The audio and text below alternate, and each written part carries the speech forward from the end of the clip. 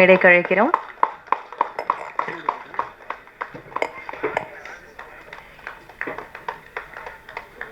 Thank you, sir. Please be seated. Producer stunt master Dilip Subrayan master அவர்களை அன்போடு மேடை கழிக்கிறோம். இயக்குனர் திரு மாரி செல்வராஜ் அவர்களை அன்போடு மேடை கழிக்கிறோம். ப்ரொடியூசர் கலைப்புலி தானு அவர்களை அன்போடு மேடை கழிக்கிறோம். ரெட் ஜெயண்ட் கோ ப்ரொடியூசர் செண்பகமூர்த்தி அவர்களை அன்போடு மேடை கழிக்கிறோம்.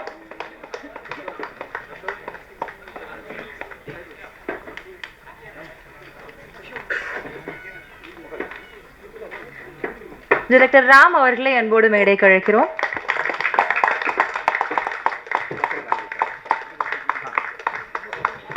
டைரக்டர் ப ரஞ்சித் அவர்களை அன்போடு மேடை கழிக்கிறோம். மியூசிக் டைரக்டர் சந்தோஷ் நாராயணன் அவர்களை அன்போடு மேடை கழிக்கிறோம். மாஸ்டர் பொன்வேல் அவர்களை அன்போடு மேடை கழிக்கிறோம்.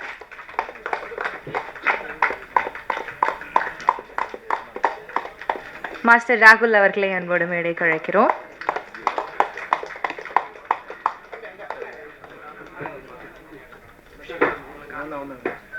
ஆக்ட்ரஸ் நிகிலா விமல் அவர்களை அன்போடு மேடை கழிக்கிறோம்.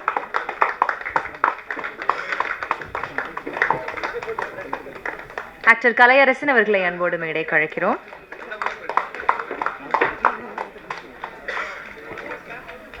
ஆக்ட்ரஸ் திவ்யா துரைசாமி அவர்களை மேடை கழிக்கிறோம்.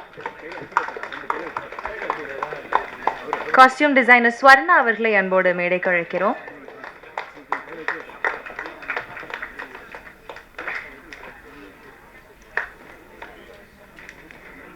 Director producer actor J Sathishkumar அவர்களை அன்போடு மேடை கழிக்கிறோம். ஆர்ட் டைரக்டர் குமார் கங்கப்பன் அவர்களை அன்போடு மேடை கழிக்கிறோம்.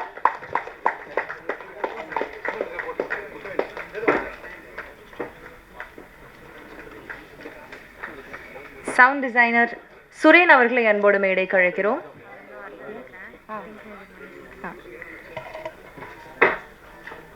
திங்க் மியூசிக் மணி அவர்களை அன்போடு மேடை கழிக்கிறோம். ப்ரொடியூசர் அருண் அவர்களை அன்போடு மேடை கழிக்கிறோம். இது வந்து ஒரு ஓடிடி பிளாட்ஃபார்முக்கான ஒரு சின்ன படமாக ஆரம்பிக்கணும்னு ஆரம்பித்தது. We are so glad Red Giant partner பண்ணி இதை வந்து தியேட்டருக்கு கொண்டு வர செண்பகமூர்த்தி சார் ரொம்ப நன்றி. நவி ஸ்டுடியோஸ் தேங்க்யூ ஸோ மச். ஆக்சுவலாக மாரியோட படம் பண்ணோன்னு நாங்கள் எதிர்பார்க்கவே இல்லை.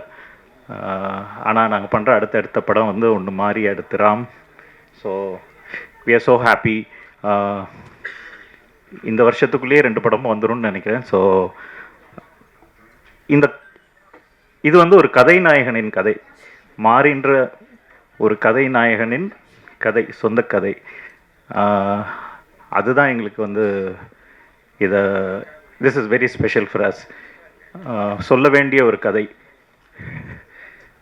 திருநெல்வேலி மாதிரி வளமான ஒரு தேசத்தில் எப்போவுமே நம்ம மீசையை முறுக்கிட்டு அவசியமில்லாத பந்தாக்கள் பற்றின படங்களுக்கு நடுவில் பசியோடு இருக்கிற ஒரு பையன் வாழைத்தார் சுமக்கிற ஒரு கதை. அந்த பசியை மறந்தவன் ஓடி இன்னைக்கு வந்து ஒரு மாரி செல்வராஜா உருவாகிக்க ஒரு கதை. So this movie is special. And பாட்டு கேட்டிருப்பீங்க. This is my favourite voice. Thank you Santhosh sir, giving us great songs. Some of the artist here நாங்கள் சும்மா தான் 2-3 ப்ராஜெக்ட் தான் பண்ணியிருக்கோம் ஹாட் ஸ்டாரில். பட் பார்த்தா we have worked in 2 projects with Divya, கலையோட ஒரு 2 projects, நிக்கிலாவோட ஒரு 2 projects, 4 projects. ஸோ ஹோப் மாரி ராமோடையும் அடுத்தடுத்து நிறைய ப்ராஜெக்ட்ஸ் பண்ணோன்னு. Thank you so much. நிறைய பேர் இருக்கனால I don't want to take the time. Thanks for the gathering. இது நிச்சயமாக வந்து தமிழ் சினிமாவில் இந்த படத்துக்கு ஒரு இடம், ஒரு ஸ்பெஷல் பிளேஸ் நிச்சயமாக இருக்கும்னு நாங்கள் நம்புகிறோம். Thank you. Thank you so much sir. எல்லாருக்கும் வணக்கம். நான் ரொம்ப நாளாக எதிர்பார்த்துட்டு இருந்த ஸ்டேஜ் இது. எனக்கு இன்னைக்கு இங்கே நிற்கிறதே ஒரு மாதிரி ரொம்ப நர்வஸாக இருக்குது. நிறைய வாட்டி இங்கே நின்றுருக்கேன், அங்கேயே இருந்திருக்கேன், இங்கே இருந்திருக்கேன், ஹோஸ்டாகவும் இருந்திருக்கேன். பட் ஸ்டில் எனக்கு இன்னைக்கு நிற்கிறது ஒரு மாதிரி பயங்கரமாக எனக்கு படபடப்பாக இருக்குது. பிகாஸ் எனக்கு மாரி செல்வராஜ் சார்னா பயம். ஆக்சுவலி அவர் முன்னாடி பேசுகிறது எனக்கு உண்மையாலுமே பயமாக இருக்குது. பட் என்ன சொல்கிறது, சார்கிட்ட இருந்து ஃபர்ஸ்ட் டைம் இந்த ப்ராஜெக்டோட ஆஃபர் அவர் கால் பண்ணப்போ நான் ரொம்ப நேரம் அவரோட ஃபோன் எடுக்கவே இல்லை, பார்த்துட்டே இருந்தேன். சார் தான் நம்மளை கால் பண்ணுறாரா? உண்மையாலுமே நமக்கு சம்டைம்ஸ் கால் பண்ணுறவங்க நான் மாற்றி கால் பண்ணிட்டேன் அப்படி சொல்லிடுவாங்க. அப்படி நினச்சிட்டு நான் பயந்துட்டே இருந்தேன். ஸோ சார் இந்த ப்ராஜெக்ட்காக தான் கால் பண்ணுறாங்களா அப்படின்னு. ஸோ கால் பண்ணி அவர் சொல்லும்போது அவர் சொன்னது ஒன்றே ஒன்று தான், என்னோட ட்ரீம் ப்ராஜெக்ட் இது, இந்த படம் எடுக்கிறதுக்காக தான் நான் சினிமாவுக்கு வந்தேன். இந்த ஃபிலிம் வந்து ஈஸியாக பண்ண முடியாது, இதுக்காக நீ வந்து உன்னுடைய உழைப்பை நீ 100% கொடுத்தினா உன் கரியரில் உனக்கு ஒரு நல்ல படம் நான் கொடுப்பேன் அப்படின்னு சொன்னார். நீ மென்டலி ஃபிசிக்கலி ரெடி ஆகிக்கோ அந்த படத்துக்காக அப்படின்னு சொன்னார். ஸோ அன்னைக்கு டிசைட் பண்ணேன், ஓகே. ஏன்னா இந்த ஒரு ஆப்பர்ச்சுனிட்டிக்காக நான் எவ்வளோ வெயிட் பண்ணியிருக்கேன் அப்படின்றது எனக்கு தெரியும். ஸோ அப்படி ஒன்று கிடைக்கும்போது அதை விட்டுறக்கூடாதுன்ற ஒரு தாட் இருந்தது. சார் சொன்ன அந்த மொமெண்ட்லேருந்து இந்த ஃபிலிம்குள்ளே நான் கம்ப்ளீட்டாக அப்படியே நான் ஹேண்ட் ஓவர் பண்ணிட்டு சரண்டர் பண்ணிட்டேன். ஷூட் முடிகிற வரைக்கும் நான் அப்படி தான் இருந்தேன். ஸோ இன்னைக்கு ஒரு நல்ல படத்தில் நான் இருக்கேன் அப்படின்னு எனக்கு ரொம்ப ஹாப்பியாக இருக்குது. ஈவன் படம் பார்க்க ரொம்ப ஆர்வமாக இருக்குது. ஸோ ஆக்சுவலி எனக்கு நர்வஸாக இருக்குது. ஸோ இந்த ஃபிலிம்குள்ளே நான் இருக்கிறதுக்கு முழுக்க முழுக்க காரணம் மாரி செல்வராஜ் சார் மட்டும்தான். நான் இன்ன வரைக்கும் அவருக்கு தேங்க் பண்ணதில்லை. பிகாஸ் எனக்கு ஒவ்வொரு பர்ஃபார்ம் பண்ணி முடிச்சதுக்கு அப்புறமா அவர்கிட்ட நல்லா இருக்கா நல்லா இல்லையான்னு கேட்க எனக்கு லைக் கொஞ்சம் பயமாக இருக்கும். சரி, தேனீஸ்வர் சார்கிட்ட கேட்பான், அவர் சொல்வார். பட் சார் கிட்ட கேட்க மாட்டேன். சாரோட வைஃப் கிட்ட கூட கேட்பான், அவங்க சொல்லுவாங்க நல்லா இருக்கு லைக் அந்த மாதிரி. இன்ன வரைக்கும் நான் கேட்டதும் இல்லை. அவரா படம் முடிஞ்சு லாஸ்ட் நாள் அவரா சொன்னப்போ எனக்கு பயங்கர ஹாப்பியாக இருந்தது. மற்றபடி இந்த ப்ராஜெக்ட்குள்ளே நான் வந்ததுக்கு காரணம் சார் தான். அவருக்கு நான் வரைக்கும் தேங்க்யூ அப்படின்னு நான் வேர்ட்ஸ் யூஸ் பண்ணி சொன்னதில்லை. பட் இந்த ஸ்டேஜில் அதை நான் பதிவு பண்ணிக்கிறேன். எனக்கு ரொம்ப ரொம்ப ரொம்ப ஹாப்பியாக இருக்குது இப்படி ஒரு படம் எனக்கு கொடுத்ததுக்கு. அண்ட் படத்தில் இருக்கிற படக்குழுவில் இருக்க எல்லாருக்கும் என்னுடைய wishes and thank you so much. I had tears in my eyes. Listening to screenplays and creating movies like this is a reason why we are in this business. We are so incredibly proud to be associated with this movie. I think it's one of the finest products I've ever seen, and I just hope audiences love it as much as all of us do. It's a labor of love by Mari sir, and I just think it's a true testament to his genius and to the great work which happens in Tamil cinema. Thank you, Mari sir, for allowing us to partner with you on this, and it's something we are very proud of, and we are waiting for audiences to see it. Thank you. Style performer, ஒவ்வொரு பெர்ஃபார்மன்ஸ்லேயும் நம்மளுடைய மனசில் என்றைக்கும் ஒரு special place பிடிச்சிடுவார். So இந்த படத்தை பற்றி ஒரு சில வார்த்தைகள் ப்ளீஸ். வந்திருக்க எல்லாருக்கும் வணக்கம். கண்டிப்பாக ரொம்ப சந்தோஷம். மேடையில் நிறைய பெரியவங்களாம் வந்திருக்காங்க, எல்லாருக்கும் வந்ததுக்கு நன்றி. வாழை வந்து ரொம்ப முக்கியமான ஒரு படமாக இருக்கும். நடித்ததில் ரொம்ப சந்தோஷம். மாரி அண்ணாக்கு அப்புறம் எங்கள் டீம் எல்லாருமே கோ ஆக்டர்ஸ் டெக்னீஷியன்ஸ் எல்லாருக்குமே, தேனீஸ்வர் சார் வரல, அவர் எல்லாருக்குமே வந்து நன்றி. சந்தோஷ் சார், பாட்டு சூப்பராக இருந்தது. கண்டிப்பாக எனக்குமே ரொம்ப சூப்பரான ஒரு படமாக இருக்கும். ஒரு புதுசான ஒரு உலகம் எனக்கு. ஸோ ஒர்க்காகவும் ஆக்டிங்காகவும் இருக்கட்டும், அந்த லைஃபாக இருக்கட்டும், எல்லாமே எனக்கு புதுசாக இருந்தது. நிறைய லேர்ன் பண்ணிட்டேன் இந்த ப்ராஜெக்டில். Thank you so much. கண்டிப்பாக படம் ரொம்ப சூப்பரான ஒரு படமாக இருக்கும். நன்றி, வாழ்த்துக்கள். தேங்க்யூ. போர் தொழில் படத்தில் அவ்வளோ ஒரு பிரில்லியண்டான பெர்ஃபார்மன்ஸ் பண்ணியிருந்தாங்க. Please ma'am, a few words from you.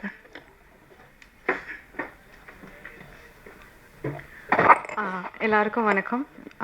ரொம்ப சந்தோஷமாக இருக்குது. ஏன்னா என் கெரியர்லேயே வந்து எனக்கு மறக்க முடியாத ஒரு படம் தான் வாழை. நான் நடித்ததுலேயே ஒரு டிஃப்ரெண்ட்டான கேரக்டராக இருந்துச்சு, டிஃப்ரெண்ட்டான எக்ஸ்பீரியன்ஸாக இருந்துச்சு.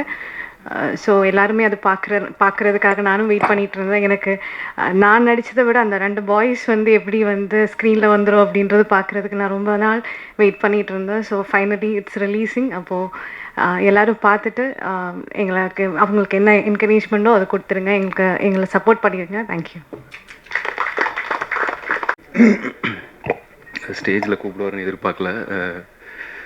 எனக்கு இது ரொம்ப ஒரு நெகிழ்ச்சியான ஒரு மேடை தான் இது. நாங்கள் எல்லாமே சார்கிட்ட அசிஸ்டண்ட்டாக இருந்து கிட்டத்தட்ட எனக்கு மாறி ஒரு செல்வன் தான் கூப்பிட்றோம். மாறின்றது இங்கே ஸ்டேஜில் வந்து அப்படி வருது. ஒரு 13 இயர்ஸாக பழக்கம் எங்களுக்கு. ஸோ நாங்கள் பேசாத கதைகள் கிடையாது, ட்ராவல் பண்ணாத இடங்கள் கிடையாது.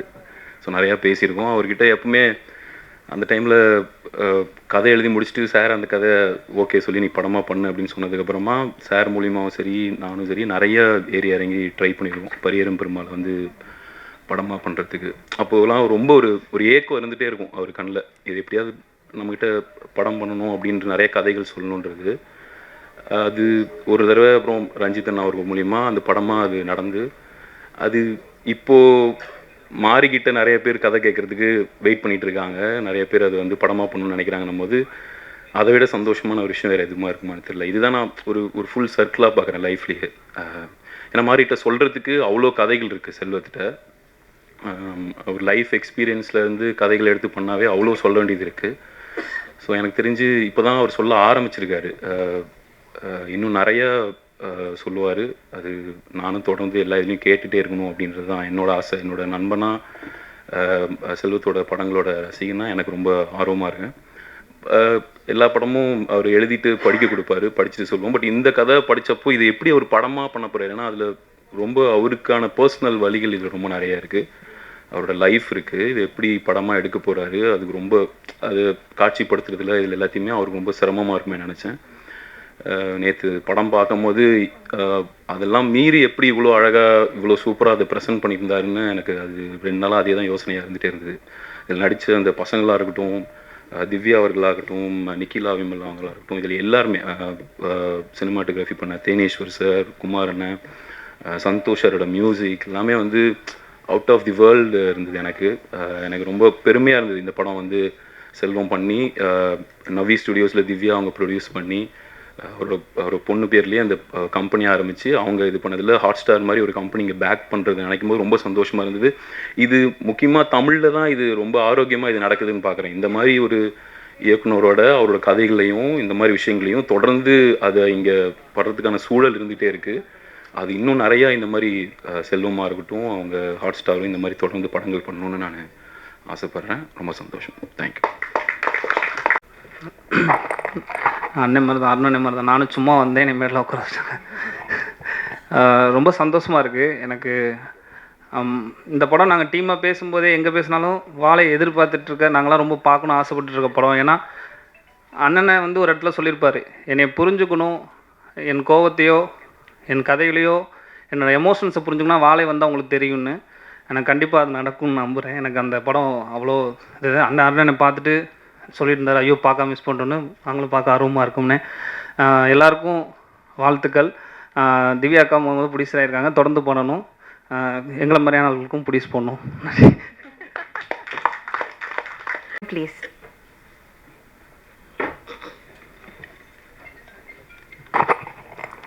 இன்ப நாள் இது, இனிய நாள் இது. மேடையில் விட்டிருக்கும் திரைச்சிற்பிகளே, கலைச்சிற்பிகளே,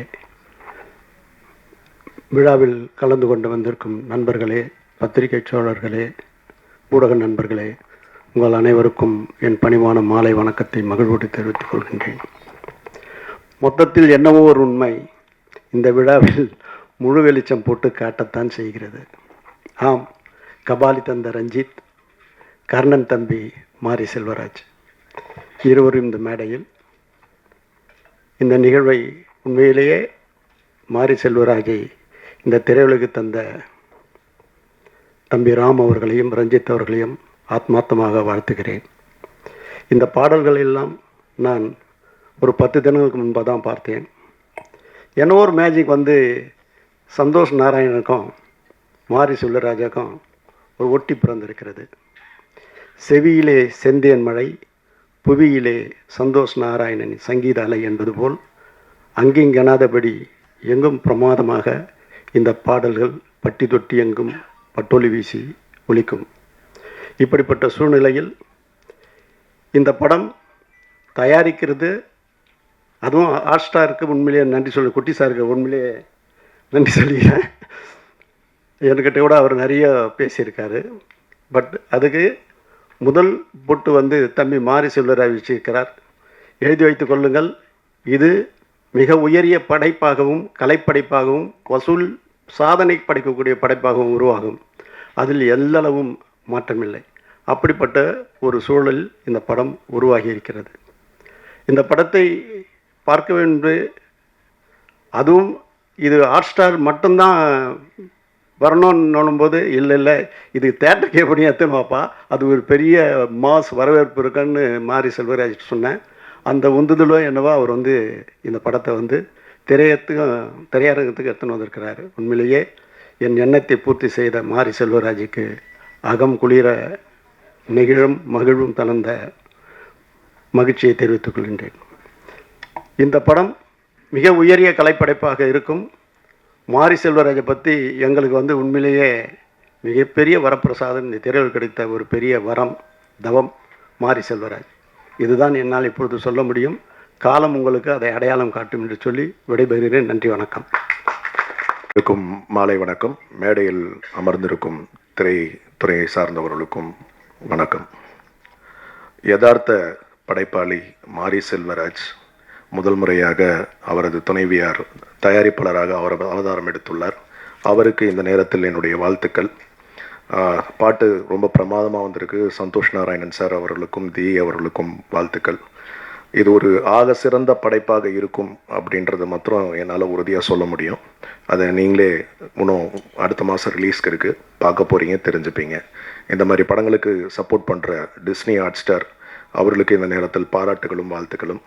இந்த மாதிரி படத்துக்கு தொடர்ந்து நல்ல உங்களுடைய பத்திரிகை ஊடக நண்பர்கள் பெரிய சப்போர்ட்டாக இருக்கணும்னு இந்த நேரத்தில் கேட்டுக்கொண்டு, இந்த படத்திற்கு எனக்கும் ஒரு சிறிய வாய்ப்பை தந்த மாரி செல்வராஜ் அவர்களுக்கு நன்றிகளை தெரிவித்துக்கொண்டு படம் வெற்றி பெற வாழ்த்துகிறேன். நன்றி, வணக்கம். எல்லோருக்கும் வணக்கம். மேடையில் இருக்கிற எல்லா பெரியவங்களுக்கும் வணக்கம். உண்மையிலே வந்து தயாரிப்பாளர் கிடைக்காம தன்னுடைய கதையை தேடிட்டு அழிஞ்சிட்டு இருந்த மாரி செல்வராஜ் எனக்கு தயாரிப்பாளராகவே உயர்ந்திருக்கிறது வந்து ரொம்ப சந்தோஷம். அண்டு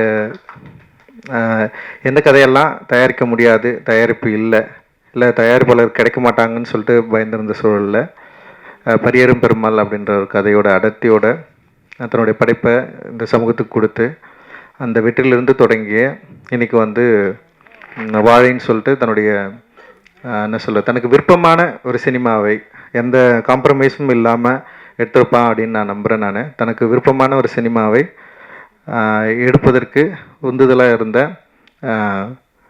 விஜய் டிவிக்கு வந்து ஹாட்ஸ்டாருக்கு வந்து என்னுடைய மிகப்பெரிய நன்றியை நான் தெரிவிச்சுக்கிறேன். அண்ட் ரொம்ப முக்கியமான விஷயமாக நான் பார்க்குறேன், இந்த மாதிரியான படைப்புகளுக்கு தயாரிப்பாளர் கிடைக்கிறது ரொம்ப கஷ்டம். படம் எடுத்துட்டா படம் வாங்குறதும் ரொம்ப கஷ்டம். இன்றைக்கி வாங்குறதுக்கு பெருசாக யாருமே இல்லை. ஏன்னா ஓடிடி பிளாட்ஃபார்ம்ஸ் வந்து ஓப்பன் ஆனோடனே சின்ன படங்களுக்கு நிறைய மரியாதை இருந்தது. சின்ன படங்களை வந்து ரொம்ப கவனித்தாங்க, சின்ன படங்களை வாங்க விரும்பினாங்க. கண்டென்ட் ஓரியன்ட் மூவியை வந்து வாங்குறதுல ஒரு போட்டி இருந்தது. இன்றைக்கி அப்படிலாம் இல்லை. கண்டென்ட்டாகவே தூக்கி வைக்கிற இடத்துக்கு வந்து போயிட்டாங்க. எல்லா பெரிய நிறுவனங்களுமே அப்படி ஒரு சூழலுக்கு வந்துட்டாங்க. சின்ன படங்களை விற்கிறது வந்து ஒரு பெரிய சவால் இருக்குது. தயாரிப்பாளர்களுக்கு வந்து ரொம்ப மோசமான ஒரு காலகட்டமாக இது நிகழ்ந்துட்டுருக்கு. ஸோ இது எப்படி மாறும்னு தெரில. ஆனால் அந்த வகையில் வந்து மாரி செல்வராஜ் தப்பிச்சிட்டான்னு நினைக்கிறேன். இந்த படத்தை வந்து ஹாட்ஸ்டாரே தயாரித்ததுனால அந்த டிஜிட்டல் விற்கிறதுல அவனுக்கு எந்த பிரச்சனையும் இல்லாமல் போயிடுச்சு. ஸோ டிவி ரைட்ஸும் வந்து ஈஸியாக விற்றுருவான் அப்படின்னு நான் நினைக்கிறேன். ஸோ தயாரிப்பெல்லாம் இருக்கிறதுல எனக்கு இருக்கிற பிரச்சனையே நான் இங்கே ஷேர் பண்ணிக்கிறேன். அண்ட் வந்து கண்டென்ட் ஓரியன்டாக இந்த மாதிரி ஒரு படத்தை எடுக்கிறப்போ வந்து என்னென்னா ரொம்ப முன்முடிவோடு இது எங்களோட சேட்டலைட்டுக்கு இது வந்து ஒத்து வராது, எங்கள் சேனலுக்கு வந்து இதெல்லாம் பார்க்க மாட்டாங்க அப்படின்னு சொல்லிட்டு ரொம்ப முன்முடிவாக இன்றைக்கி வந்து பெரிய நிறுவனங்கள் வந்து ரொம்ப ஸ்டப்பனாக தயாரிப்பாளர்களுக்கு சப்போர்ட்டே பண்ணாமல் பெரிய பிரேக் போட்டுட்டு இருக்காங்க. அண்ட் வந்து இது எப்படி சரியாகும்னு எனக்கு தெரில. நிறைய தயாரிப்பாளர்கள் அற்புதமான சினிமாவை வச்சுக்கிட்டு நல்ல திரைப்படங்களை எடுத்துகிட்டு வந்து ரீச் பண்ண முடியாத ஒரு சிக்கல் வந்து இன்றைக்கி வந்து இருந்துகிட்ருக்கு. ஸோ இந்த சூழல் மாறும் அப்படின்னு நான் நினைக்கிறேன். இந்த சூழல் மாறி இன்னும் ஆரோக்கியமான சினிமாக்களை திரையரங்கு மட்டும் இல்லாமல் டிவி அண்ட் வந்து டிஜிட்டல் பிளாட்ஃபார்ம்ஸ்க்கு வந்து ஈஸியாக இன்னும் ஆரம்பத்தில் அப்படி இருந்தது. இப்போது திடீர்னு வந்து டோட்டலாக அதெல்லாம் மாறிடுச்சு. ஸோ அது திரும்பவும் சரியான நிலைக்கு வரும் அப்படின்னு நான் நினைக்கிறேன். ஸோ அது வந்து ஹாட்ஸ்டார் நிறுவனர்களுடைய முன்னாடியே சொல்கிறதில்ல, ரொம்ப சந்தோஷம். அண்ட் இது இட் இஸ் நாட் லைக் இது வந்து ஒரு விமர்சனம் கிடையாது, ஒரு டிஸ்கஷன் தான். இன்றைக்கி என்ன நடந்துட்டுருக்கு அப்படின்றத வந்து நம்ம ஓப்பனாக பேச வேண்டியது இருக்குது. அண்ட் வந்து இந்த திரைப்படம் பொறுத்த வரைக்கும் வாழை சந்தோஷ் நாராயணுடைய மியூசிக்கில் ரொம்ப பயங்கரமாக வந்திருக்கு. அண்ட் தி வந்து செம சூப்பராக பாடியிருக்காங்க. அண்டு சந்தோஷ் ரொம்ப நாள் கழிச்சு நான் மீட் பண்ணுறேன். சூப்பர் மாமே, ரொம்ப சந்தோஷம் உன்னை பார்க்குறதில்ல. அண்ட் வந்து வாழை வந்து நிச்சயமாக சந்தோஷ்க்கும் மாரி செல்வராஜுக்கும் இன்னும் நெருக்கமான ஒரு படைப்பாக இருக்கும் அப்படின்னு நான் வந்து நம்புகிறேன். ரொம்ப க்ளோஸான ஒரு படைப்பாக இருக்கும் அப்படின்னு நான் நம்புகிறேன். இது வந்து மக்களுக்கு ரொம்ப பிடிக்கும் அப்படின்னும் எனக்கு வந்து தோணுது. பிகாஸ் ஆஃப் வந்து லைக் சொல்கிறது, வாழ்க்கையில் சில பேர் முன்முடிவோடு இருக்கிறாங்க. சில பேரோட வாழ்க்கையில் சில விஷயங்கள் இப்படி தான் இருக்கும் அப்படின்னு சொல்லிட்டு, அது அப்படி இல்லை. ஆக்சுவலி எல்லோருடைய வாழ்க்கையிலும் பல சுவாரஸ்யமான சம்பவங்கள் இருக்குது, உணர்வு வச்சக்கூடிய சம்பவங்கள் இருக்குது. அதை வந்து படைப்பாக்குறப்போ, கதையாக்குறப்போ, அது வந்து ஆடியன்ஸ் வந்து அதை கனெக்ட் பண்ணிக்கிறப்போ ஒரு பேரனுபவம் நிகழ்கிறதுக்கான வாய்ப்பை திரையரங்குகள் தான் நமக்கு எப்போவுமே உருவாக்கி கொடுத்துருக்கு. ஏன்னா லிமிடேஷன்ஸ் வந்து சமூகத்தில் இருக்குது, லிமிடேஷன் வந்து பெரிய நிறுவனங்கள் கிட்ட இருக்குது. ஆனால் திரையரங்குகள் போகிற வரைக்கும் டிஸ்ட்ரிபியூட்டர்ஸ் கிட்டமே அந்த லிமிடேஷன்ஸ் இருக்குது. ஆனால் ஆடியன்ஸ் கிட்ட அந்த லிமிடேஷன் இல்லைன்னு நான் நினைக்கிறேன். ஆடியன்ஸ் வந்து டெஃபினட்டாக அவங்க வந்து எங்களோட படைப்புகளை அக்செப்ட் பண்ணலைன்னா இவ்வளோ தூரம் நாங்கள் யாருமே வந்திருக்க முடியாது. அவங்க சரியான படைப்புகளை பயங்கரமாக அங்கீகாரம் கொடுத்துருக்குறாங்க. அதனால தான் வந்து ஒரு சின்ன படம் எடுத்தாலும் கூட கூழாங்கல் இயக்குனர் வந்து இந்த மேடையில் உட்காந்துருக்காரு. அண்ட் வந்து அவருக்கு வந்து பெரிய அங்கீகாரம் வந்து உலக அளவில் கிடைச்சாலுமே அவருக்கு சரியான மரியாதை தமிழ் சமூகத்தில் வந்து கொடுக்கப்பட்டிருக்கு. இங்கே திரை உலகத்தில் அவருக்கு வந்து கொடுக்கப்பட்டிருக்கு அப்படின்றது வந்து ரொம்ப முக்கியமானதாக நான் வந்து பார்க்குறேன். அண்டு மாரி செல்வராஜோடைய வளர்ச்சியில் ராம் சார் வந்து ரொம்ப ரொம்ப முக்கியமானவராக அவன் அடிக்கடி அவன் சொல்லியிருக்கான், நானும் பார்த்துருக்கிறேன். அண்ட் அவருடைய அக்கறை, அவனை உருவாக்கிய விதம், அவனை உருவாக்குவதற்கு அவர் கொடுத்த புத்தகங்கள் அப்படின்றது வந்து ரொம்ப முக்கியமானதாக நான் பார்க்குறேன். ஸோ ஒரு புத்தகம், அப்புறம் சரியான ஆசிரியர் இருந்தால் ஒரு நல்ல மாணவன் உருவாவதற்கு மாரி செல்வராஜ் வந்து ஒரு நல்ல உதாரணம். ஸோ அவர் வந்து தொடர்ந்து நிறைய திரைப்படங்களை இந்த சமூகத்துக்கு பலனளிக்கக்கூடிய திரைப்படங்களை எடுக்கணும் அப்படின்றது வந்து என்னுடைய விருப்பம். அண்ட் நானும் மாரி செல்வம் கூட சேர்ந்து இப்போ பைசன் சொல்லிட்டு ஒரு படம் பண்ணிட்டுருக்கோம். அதுவும் ரொம்ப இன்ட்ரெஸ்டிங்காக வந்துட்டுருக்கு. அண்ட் அதுவுமே வந்து ரொம்ப முக்கியமான திரைப்படமாக மாறத்துக்கான எல்லா வாய்ப்புகளும் இருக்குது. அண்டு எல்லாருக்கும் வாழ்த்துக்கள். மேடையில் இருக்கிற எல்லாருக்குமே என்னுடைய நன்றிகள், மகிழ்ச்சி. நன்றி. ஜெய்பீம். அனைவருக்கும் வணக்கம். 2018 இதே ஸ்டேஜ் தான் நீலம் ப்ரொடக்ஷனுடைய first event Pariyerum Perumal. So அன்னையிலேருந்து தான் மாரி செல்வராஜ், இந்த மேடையிலேருந்து தான் பரியேறும் பெருமாள் தொடங்குச்சு. அண்ட் நீலம் ப்ரொடக்ஷனும் தொடங்குச்சு. இன்றைக்கி நவ்வி ஸ்டூடியோவும் வாழையும் இந்த இடத்துல தான் தொடங்குது. And apart from that, Ranjith உங்கள் ஹேர் ஸ்டைல் எனக்கு ரொம்ப பிடிச்சிருக்கு, ரொம்ப நல்லா இருக்குது. அண்ட் பரியேறும் பெருமாளுக்கும் நன்றி, நீலம் ப்ரொடக்ஷனுக்கும் நன்றி. அண்ட் மாரி செல்வராஜ்கிட்ட கேட்டேன், நான் என்ன பேசுகிறது புதுசாக உன்னை பற்றி, ஏதாவது பேசுங்க ஆனால் என்னை பற்றி பேசுங்கன்னு சொன்னான். என் கூட 7 கடல் 7 மலை யாராவது ரொம்ப நாள் ஏறி இறங்கியிருக்காங்கன்னா அது மாரி செல்வராஜ் தான். இது முதல்ல ஏறின மலை அப்படின்னா நார்வேல் டிஸ்ட்ரிக்டில் இருக்கக்கூடிய எல்லா மலையும் நாங்கள் ஏறி இறங்கணும். அது தங்க மீன்களுக்கு லொக்கேஷன் தேடி. அப்போது கண்டுபிடிச்சா அவங்களோட மலை ஏறது சுவாரஸ்யமாக இருந்துச்சு. ஏன்னா ஒரு பள்ளத்தாக்கு அளவு கதை கொட்டி கிடக்கும். அவன் சொன்ன காதல் கதையை எடுத்துகிட்டே இருக்கலாம்னு நினைக்கிறேன். அதில் ஒரு சின்ன பீஸை, ஒரு பாலியத்தில் இருந்த ஒரு க்ரஷ்ஷை எந்த கிரிஞ்சும் இல்லாமல் ஒரு படம் பண்ணியிருக்கான். அதான் வாழை அப்படின்னு நான் நினைக்கிறேன். அண்ட் அதுக்கடுத்து மலை ஏறினதுன்னா 2009-10 ஆனந்தயாலை, அந்த ஆனந்தயாலை மலை அச்சன் கோவில், வெஸ்டர்ன் காட்ஸோட இன்னொரு இடம். அதில் டென்ட் எடுத்துகிட்டு போகிறப்பவும் சரி, ட்ரெக்கிங் போனப்பவும் சரி, நைட் மழை பெஞ்சு அடுத்த நாள் ஷூட்டிங் நடக்குமா நடக்காதான்னு பயந்து நைட்டில் நான் தூங்காமல் உட்காந்துருக்கப்போ என் கூட உட்காந்துருந்தப்பவும் சரி, மாரி செல்வராஜ் எனக்கு கிடைச்ச பெரிய துணைவன், கம்பேனியன். அண்ட் அவன் இருக்க தைரியத்தில் எந்த மலையில் வேணாலும் இறங்கலாம். அதுக்கப்புறமா இன்னொரு மலை இருக்குது, அது அதே தங்கமீன்களுக்கு 2012 ஏறினா வயநாட்டில் இருக்கிற செம்ப்ரா பீக். அது ஏறுறதுக்கு ஒரு 3 மணி நேரம் ஆகும், இறங்குறதுக்கு 2 மணி நேரம் ஆகும். Impossible to shoot. அது ஒரு ஆர்டின் ஷேப்பில் ஒரு லேக் இருக்கும், அதனால் அங்கே எடுப்போம். யாருக்கும் தோழன் இல்லைன்னு ஒரு பாட்டு, பட் எனக்கு ஒரு தோழனா இவன் கூட வந்தான். அண்ட் மேலே போய் நாங்கள் முதல் நாள் டென்ட்லாம் போட்டு 40 பேர் தங்கிட்டோம். சாயங்காலம் 6 மணிக்கு சாப்பாடு வரணும்.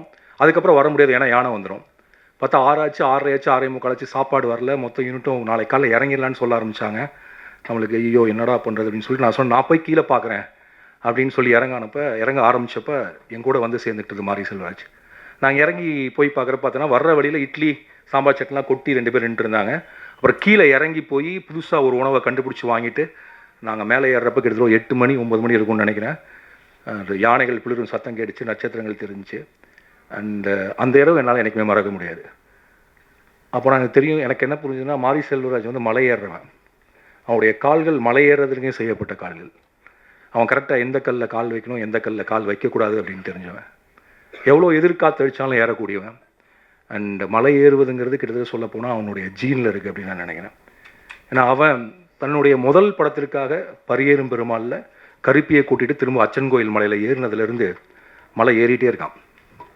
இறங்கவே இல்லை, ஏறிட்டே இருக்கான். மலை முகடுகள் மீது கொடியை நட்டுகிட்டே இருக்கான். ஏதாவது ஒரு மலை மிகிடும்போது ஒரு சிறிய கொடியை நட்டிட்டு ஃபோன் பண்ணி, சார் அவன் நட்டிட்டே எனக்கு ஃபோன் பண்ணுறப்ப வரக்கூடிய சந்தோஷம், இல்லாட்டி அவன் நட்டினதை பற்றி வேறு யாராவது ஒருத்தர் எனக்கு ஃபோன் பண்ணி சொல்லக்கூடிய வரக்கூடிய சந்தோஷங்கிறது வந்து அதை எப்படி வார்த்தையில் சொல்கிறதுன்னு தெரில. அது ஒரு தனித்துவமான அது ஒரு ப்ளஷர். அதை வேர்ட்ஸில் சொல்ல முடியுமான்னு தெரில. ஸோ மாரி செல்வராஜ் மலைகள் மீது ஏறுவான், மலை முகடுகள் மீது நிற்பான், அங்கிருந்து நம்மளை கூவி அழைப்பான். அவனுடைய கருத்துக்களை, அவனுடைய காதலை, அன்பை, அரசியலை பேசிக்கொண்டே தான் இருப்பான். அதை நாம் கேட்டுத்தான் ஆக வேண்டும், ஏனெனில் அது காலத்தின் கட்டாயம். இப்போது அவன் ஏறிக்கொண்டிருப்பதுக்கு துணைவலாக இருப்பது வந்து திவ்யா, நாஸ்தன்கா என்கிற நவ்வி அண்ட் யுவான் சுவாங், இல்லை வெறும் யுவான். இவங்க 3 பேர் இன்றைக்கி துணையாக அவங்க கூட வந்துகிட்டே இருக்காங்க. இந்த பயணம் போயிட்டே இருக்குது. அவங்களுடைய முதல் பயணமாக வாழை வந்திருக்கு. அண்ட் சந்தோஷ் நாராயணன் வந்து பரியேறும் பெருமாள் பார்த்துட்டு ஃபோன் பண்ணார். ஃபோன் பண்ணி பயங்கரமாக ரொம்ப நேரம் பேசிகிட்டு இருந்தார். அதுக்கப்புறம் அவர் ஃபோன் பண்ணது வந்து வாழைக்கு. பரியேறும் பெருமாளோட பயங்கரமாக பேசினார். அண்ட் எனக்கு ரொம்ப பிடித்த கதைகளில் வாழை ஒன்று. வாழை ஏன் ஒன்றுன்னு சொல்கிறேன்னா, இன்னும் நிறைய கதைகள் இருக்குது. இந்த வாழை நம்மை வியப்பில் ஆழ்த்தும் தமிழ் சினிமாவிற்கு ஒரு மிக முக்கியமான படமாக இருக்கும்.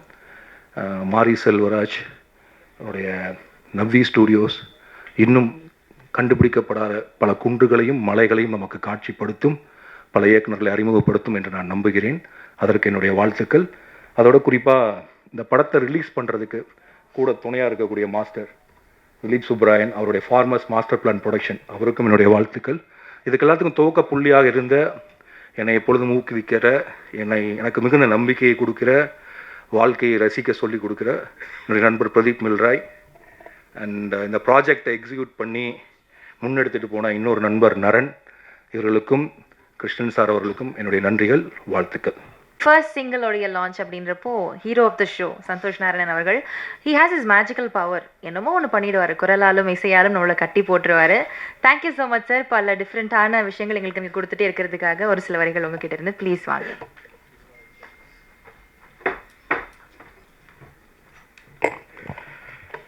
எல்லாருக்கும் வணக்கம். ரொம்ப ரேராக வந்து ஒரு ஈவெண்ட்டுக்கு வரும்போது எமோஷ்னலாக இருக்கும். எனக்கு வந்து இந்த சாங் பார்க்க ஆரம்பிச்சதுலேருந்தே கொஞ்சம் ரொம்ப எமோஷ்னலாக தான் இருந்தேன். ஏன்னா எல்லாம் ஃப்ரெண்ட்ஸ் எல்லாருமே வந்திருக்காங்க. அண்ட் இது ரொம்ப ஸ்பெஷல் ஃபிலிம், நிறைய இடத்துல சொல்லியிருக்கேன். பரியேறும் பெருமாளில் இதே மேடையில் நான் சொன்னேன், உங்களுக்கு பிடிச்சிருந்ததுன்னா ப்ளீஸ் இதை எல்லாருக்கும் சொல்லுங்கன்னு. எனக்கு வாழைக்கு அதே விஷயம் கண்டிப்பாக உங்களுக்கு சொல்லணும். 2011 வந்து நானும் ரஞ்சித் வந்து ஒரு ஹாஸ்பிட்டலில் நின்று ஒரு 6 லட்சம் இருந்தால் அந்த படத்தை எப்படியாவது நம்ம வாங்கி ரிலீஸ் பண்ணிடலாம், அந்த மாதிரி ஒரு லெவலில் வந்து அட்டகத்தி பற்றி பேசியிருந்தோம். அப்போ 6 லட்சன்றது வந்து ஒரு 60 வருஷம் ஆனாலும் வர முடியாத ஒரு பணமாக இருந்தது எங்களுக்கு. அந்த இடத்துலேருந்து ரஞ்சித் அதுக்கப்புறம் ஸ்டுடியோ கிரீன் ஞானவேல் ராஜா அவர்கள் படம் பார்த்தது, நான் அப்படியே சைட்லேருந்து இந்த ஃபாரஸ்ட் கம்ப் படத்தில் எல்லா இடத்துலையும் இருப்பாங்க, அது மாதிரி நான் பார்த்துட்ருக்கேன் இவங்க எல்லார் லைஃப்பையும். கபாலி வந்தது. கபாலி வந்தப்போ எனக்கு கால் பண்ணி சொன்னார், எனக்கு என்ன படம்னே புரியல. அப்படியே மாமே சரி சரி அப்படின்னா, அப்புறம் கொஞ்ச நேரம் கழிச்சு தான் புரிஞ்சுது ரஜினி சாரோட படம் பண்ணுறாருன்னு சொல்லி. அப்போ தானு சாரும் அதில் பயங்கரமாக சப்போர்ட் பண்ணாங்க. அந்த படம் பண்ணும்போது என்கிட்ட வந்து சொன்னார் ரஞ்சித், மாமே உன்னோட டீமெல்லாம் விட்றாத, புதுசாக நீ பாட்டு ஆள் கூட்டு வந்துடாத, நீ வந்து நீ எப்பயுமே ஒர்க் பண்ணுறவங்களோட ஒர்க் பண்ணு அப்படின்னு சொல்லி சொன்னால் ரொம்ப நான் யூஸ்வலாக அப்படி இருக்கணும்னு தான் ஆசைப்பட்டேன். எனக்கு சொல்லும்போது ரொம்ப எமோஷ்னலாக இருந்தது. நீங்கள் நம்ம கட்டி பிடிச்சி தேங்க்யூ ரஞ்சித், எனக்கே எப்படி கேட்குறதுன்னு தெரியல அப்படின்னு சொன்னேன். ஸோ அங்கேருந்து அதுக்கப்புறம் பரியேறும் பெருமாள் வரும்போது, மாமே இந்தமாதிரி ஒரு படம் இருக்குது நீ பார்க்குறியான்னு சொல்லி மாறி அனுப்பிச்சாங்க. மாறிட்ட நான் பேசும்போது எனக்கு இது வந்து நம்ப முடியாத அளவுக்கு ரொம்ப செமையாக இருந்தது. நான் சொன்னேன், நான் ஒரு பாட்டு பண்ணித்தரேன், நீங்கள் அப்புறம் கொஞ்சமாவது ஷூட் பண்ணிவிட்டு வாங்க, அதுக்கப்புறம் நம்ம பார்க்கலாம் அப்படின்னு சொன்னேன். அப்புறம் ஷூட் பண்ணிட்டு வந்தோடனே அப்போ தான் நான் ராம் சாருக்கு ஃபோன் பண்ணி டார்ச்சர் பண்ண ஆரம்பித்தேன். அவர் ஃபோன் பண்ணி சார் பயங்கரமாக இருக்குது சார் நான் தனியாக கூவிட்டு இருந்தேன். பரியேறும் பெருமாள் வந்தப்போ வந்து ஒரு பிஆர் ஏஜென்சி மாதிரி ஆகிட்டேன் நானே. எனக்கு என்னோட அந்த ஆர்ட் ஃபார்ம் ரொம்ப என்னை ஹிட் பண்ணதுனால நான் எல்லாருக்கிட்டையும் சொல்ல ஆரம்பித்தேன். அண்ட் அது வந்து ஒரு பொலிட்டிக்கல் சேஞ்ச் க்ரியேட் பண்ணிச்சுன்னு நான் நம்புகிறேன். அந்த படம் நல்லா இருக்குன்னு சொல்லிடணுன்ற கட்டாயத்துக்கே வந்துட்டாங்க. அந்த அளவுக்கு ஒரு மிகப்பெரிய பொலிட்டிக்கல் சேஞ்ச் க்ரியேட் ஆச்சு. அதுக்கப்புறம் வந்து அந்த படம் ரிலீஸ் அந்த ஒரு 4 ஃப்ரேம்ஸில் ஒரு ஷோ நடந்தது. ராம் சார் தெரியும். நாங்கள் வந்து மேலே அந்த ப்ரொஜெக்டர் ஏரியாவில் நின்று நாங்கள் 2 பேரும் அழுகிறோம். அந்த படத்துக்கு நல்ல ரெஸ்பான்ஸ் வந்துருச்சு அப்படின்னு சொல்லி அங்கே எல்லாம் ஆடியன்ஸ் எல்லாம் பயங்கரமாக ரியாக்ட் பண்ணுறாங்க. அந்த ஷோலன்னொன்னே பயங்கரமாக ஃபீல் பண்ணி அழுது. அப்புறம் அங்கே கீழே வந்து ரஞ்சித் வேறு யாராலுமே இதை ப்ரொடியூஸே பண்ணியிருக்க முடியாது அப்படின்னு சொல்லி, இது வந்துருமாமே தேட்டரில் எல்லாம் கேட்டார் என்கிட்ட. கண்டிப்பாக வரும், பயங்கரமாக போகும் அப்படிலாம் சொல்லிட்டு இருந்தோம். அதுக்கப்புறம் இன்றைக்கி திவ்யா ஸ்டேஜ் ஏறும்போது I think I really got very emotional. அது என்னவோ தெரியல, அவங்க வந்து மாறி அங்கேருந்து அந்த படம் ப்ரொடியூஸ் பண்ணி ரஞ்சித் அவருக்கு ப்ரொடியூஸ் பண்ணி அதுக்கப்புறம் மாறி நல்லா அவர் சூப்பராக அவருக்கு பிடிச்ச படங்களை சூப்பராக க்ரியேட் பண்ணி எல்லாத்தையும் அவரே ஃபேஸ் பண்ணி அவர் சொன்ன மாதிரி தான் ஏகப்பட்ட மலை. நான் ஒரு 20 மலை இப்போ ஏறுறது பார்த்துருக்கேன். அவர் அதெல்லாம் ப்ரொடியூஸ் பண்ணி அதுக்கப்புறம் அதெல்லாம் டீல் பண்ணி அப்புறம் இப்போ ஒரு ப்ரொடியூசராக வந்து அவங்க ஃபேமிலியாகவே எல்லோரும் வந்து இங்கே அது பண்ணுறதுன்றது it's an amazing achievement. Ranjith, Mari, Ram sir, Thanu sir எல்லோரும் so thankful to you all. And ரொம்ப நான் விஷ் பண்ணணும்னு நினைக்கிறேன் மனசார. அண்டு இதனால் வந்து என்ன ஆகுதுன்னா எங்கள் எல்லாருக்குமே வந்து it's a very big responsibility. நம்ம சொல்கிற விஷயங்களை வந்து நிறைய பேருக்கு ரீச் பண்ணக்கூடிய ஒரு மிகப்பெரிய பவர் இருக்குது. கொஞ்ச நாள் முன்னாடி கூட அது சுத்தமாக இல்லாமல் இருந்தது. ஸோ அது எல்லாருமே வந்து அதை ரெஸ்பான்சிபிளாக நாங்கள் யூஸ் பண்ணி I think we can take art form forward. உங்களுக்கு ரொம்ப பிடிச்ச படைப்புகள் வந்து கொடுக்கலாம் அப்படின்னு நான் நம்புகிறேன். வாழை வந்து நான் பரியேறும் பெருமாளுக்கு சொன்னது தான் சொல்லணும்னு ஆசைப்பட்றேன். I was blown away by the film. எனக்கு வந்து தமிழில் டாப் 5 மூவிஸ் ஆஃப் ஆல் டைமில் வாழை டெஃபினெட்லாக எனக்கு பர்சனலி எனக்கு இருக்கும். அது உங்களுக்கும் அப்படி ஃபீல் ஆச்சுன்னா தயவு செஞ்சு நிறைய பேருக்கு பேசுங்க. இது வந்து திருப்பியும் ஃபஸ்ட் படம் தான். எங்களை மாதிரி ஃபில்ம் மேக்கர்ஸ் டெக்னீஷியன்ஸ்க்கு வந்து எல்லா படமும் ஃபஸ்ட் படம் தான். எந்த படத்தில் வேணால் டோட்டலாக அவுட் ஆகலாம். ஸோ நீங்கள் தயவு செஞ்சு உங்களுக்கு பிடிச்சிருந்ததுன்னா பயங்கரமாக ஸ்ப்ரெட் பண்ணுங்கள் உங்களுக்கு எந்த அளவுக்கு பிடிச்சிருந்தது. அண்டு ரொம்ப தேங்க்ஸ். 50 படம் வந்து ரிலீஸ் ஆகிருக்கு. I am so happy that this is the first stage. எனக்கு இந்த 50 ஃபிலிம்ஸ்க்கு அப்புறம் கிடச்சிருக்கிற first stage. I am so grateful உங்கள் முன்னாடி இது நடக்குது. And thank you all for the support. நான்லாம் முதல்ல எங்கேயுமே வரமாட்டேன். அப்போ வந்து ஆடியோ லஞ்ச் பேண்ட்டாவது போட்டு வாங்கன்னு சொல்கிற லெவலில் இருந்தது. ஸோ இப்போ 5 நிமிஷம் பேசுகிற அளவுக்கு டெவலப் பண்ணி விட்டதுக்கும் சப்போர்ட் பண்ணதுக்கு ரொம்ப ரொம்ப நன்றி. தேங்க்யூ.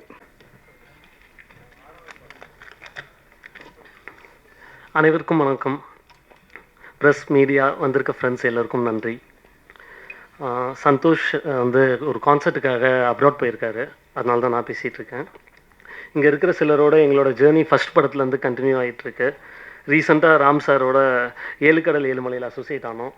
நிறைய கற்றுக்கிட்டோம் சார் உங்கள்கிட்ட. ரொம்ப தேங்க்ஸ். ரஞ்சித் அண்ணா, அத்தக்கட்டியிலேருந்து இப்போ வரைக்கும் எங்கள் ஜேர்னி கண்டினியூ ஆகுது. நெக்ஸ்ட் வீக் கூட நாங்கள் பாட்டில் ராதா நீலம் ப்ரொடக்ஷன் சார்பாக ப்ரொடியூஸ் பண்ணுற படத்தில் ஃபஸ்ட் சிங்கிள் ரிலீஸ் பண்ணுறோம். தென் மாரி செல்வராஜ்னா அண்ட் சந்தோஷ் நாராயணா, திருப்பி பரியேறும் பெருமாள், கர்ணனை தொடர்ந்து இப்போ Vaazhai. We are very honour to associate with this movie sir. படம் வந்த உடனே உங்கள் எல்லாருக்குமே புரியும் ஏன் சொல்கிறோன்னு. இது அவங்களோட பெஸ்ட் ஒர்க்காக கண்டிப்பாக இருக்கும். அண்ட் இன்றைய ஹீரோ சந்தோஷ் அண்ணா தான். எங்களுக்கு எத்தனை பிளாக் பஸ்டர் ஆல்பம் கொடுத்துருக்கீங்கண்ணா. வாழை ஆல்பமில் மொத்தம் 4 சாங்ஸ். இப்போ ஃபஸ்ட் சாங் பார்த்தீங்க தென்கிழக்கு, தீபா இருக்காங்க, யுகபாரதி அண்ணா எழுதியிருக்காங்க. இந்த ஆல்பமில் இன்னும் மிச்சம் 3 பாட்டு இருக்குது. அதில் அடுத்த சாங் வந்து பாசங்குட்டின்னு ஒரு பாட்டு விவேக் அண்ணா எழுதியிருக்காங்க. கபிலன் பாடியிருக்காரு. அப்புறம் ஒரு ஊரில் ராஜான்னு சந்தோஷ் அண்ணா பாடியிருக்காங்க. மாரி செல்வராஜ் அண்ணா எழுதியிருக்காங்க. ஃபைனலாக பாடவத்தின்னு ஒரு பாட்டு, அதுவும் மாரி செல்வராஜ் அண்ணா எழுதியிருக்காங்க. ஜெயமூர்த்தி அண்ட் மீனாட்சி இளையராஜா பாடியிருக்காங்க. ஸோ ஃபஸ்ட் டைம் இந்த ஆல்பம் கேட்கும்போது எங்களுக்கு எவ்வளோ மகிழ்ச்சியாக இருந்ததோ அதே மகிழ்ச்சி உங்களுக்கும் இருக்கும்னு நாங்கள் நம்புகிறோம். We are so proud to get associated with this project Vaazhai. Thank you Disney Hotstar, Mari செல்வராஜ்னா அண்ட் சந்தோஷ் அண்ணா for the opportunity. Thank you once again. And responsible film மேக்கராக தான் நம்ம அவங்கள பார்க்குறோம். அவருடைய கருத்துக்கள் என்ன சொல்கிறாரு அப்படின்றது ரொம்ப ஆணித்தரமாக, ரொம்ப அழகாக, கமர்ஷியல் எலிமெண்ட்ஸ் இருந்தால் கூட ரொம்ப அழகாக அதை கொண்டு போய் சேர்க்குறாரு. சினிமா அப்படின்றது ஒவ்வொருத்தருக்கும் ஒவ்வொரு மீடியம், ஒவ்வொரு டூலாக இருந்தாலும் அதை ஒரு ரெஸ்பான்சிபிள் மீடியம் அப்படின்றத உணர்ந்து பண்ணுறதுக்காகவே ரொம்ப ரொம்ப நன்றி சார். வாழை திரைப்படம் ரொம்பவே இமோஷனலான ஒரு ஜேர்னி உங்களுக்கு. ஸோ அதை பற்றின ஒரு சில வார்த்தைகள் please sir, over to you.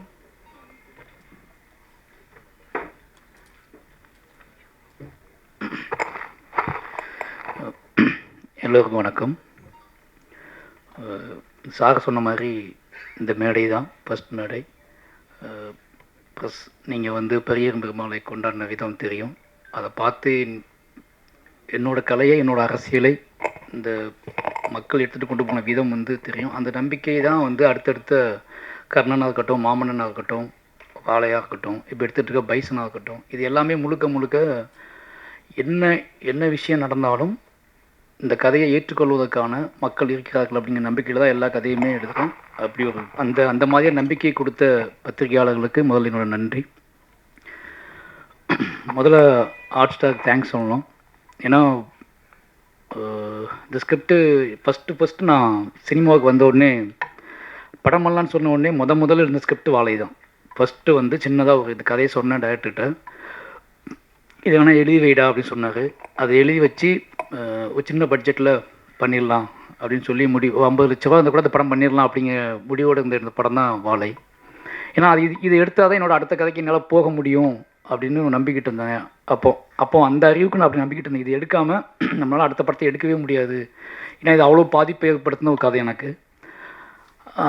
அதில் அப்போ காலப்போக்கில் வந்து என்ன ஆகி போச்சுன்னா, நான் நிறைய வாசிக்க ஆரம்பித்தேன், நிறைய படங்கள் பார்க்க ஆரம்பித்த உடனே எனக்கு தெரிஞ்சு இதை வந்து நம்ம வந்து கஷ்டப்பட்டு எடுக்கக்கூடாது, இது நல்லா எடுக்கணும், நம்ம வந்து அடித்து பிடிச்சி எடுக்கக்கூடாது, இந்த வாழையை வந்து மிக சரியானதாக டைம் கிடைக்கும் போது எடுக்கணும் அப்படின்னு முடிவு பண்ணிட்டு தான் தள்ளி வச்சுட்டு பெரிய பெருமாள் எழுத ஆரம்பித்தேன்.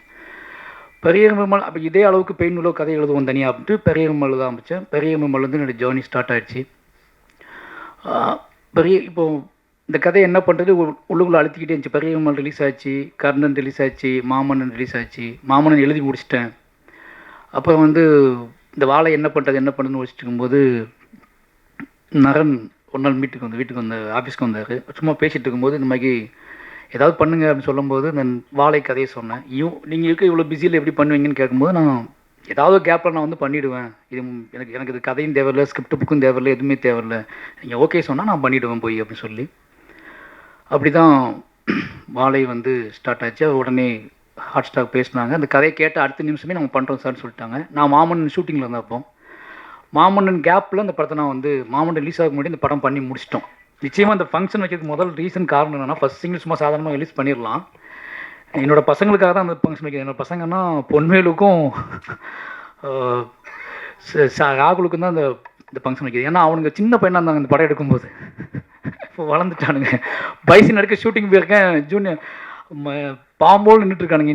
நீ என்ன பண்ணிக்கிட்டு இருக்க, நாங்கள் வந்து 1.5 வருஷமாக நீங்கள் வந்து நான் அவ்வளோ பில்டப் பண்ணி நடிச்சு ஸ்கூலில் லீவ்லாம் கேட்டு பில்டப் பண்ணி வச்சுருக்கோம், நீ வந்து இங்கே வந்து வேறு படம் எடுத்துக்கிட்டு இருக்க, மாமன்னன் எடுத்த ஓகே, அடுத்து பைசன் படம் எடுக்க வந்துட்டேன், எங்களை எப்போ தான் காட்டுவேன் அப்படின்னு அவனை என்னை கேட்காமலே முடிச்சுக்கிட்டே இருந்தானுங்க 2 பேருமே.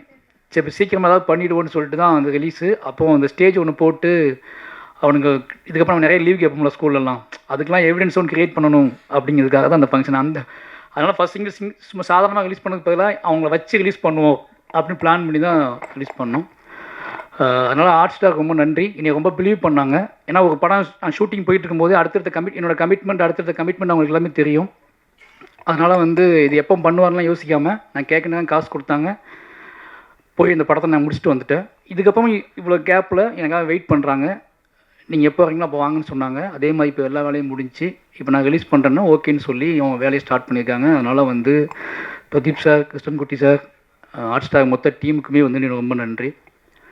மெயினாக வந்து நான் படத்தை பற்றி பேச வேண்டாம், ஏன்னா அது ஃபஸ்ட் சிங்கிள் தான், நிறைய விஷயங்கள் இருக்குது. மெயினாக நான் பிலீவ் பண்ணுற விஷயம் ஒன்று தான்.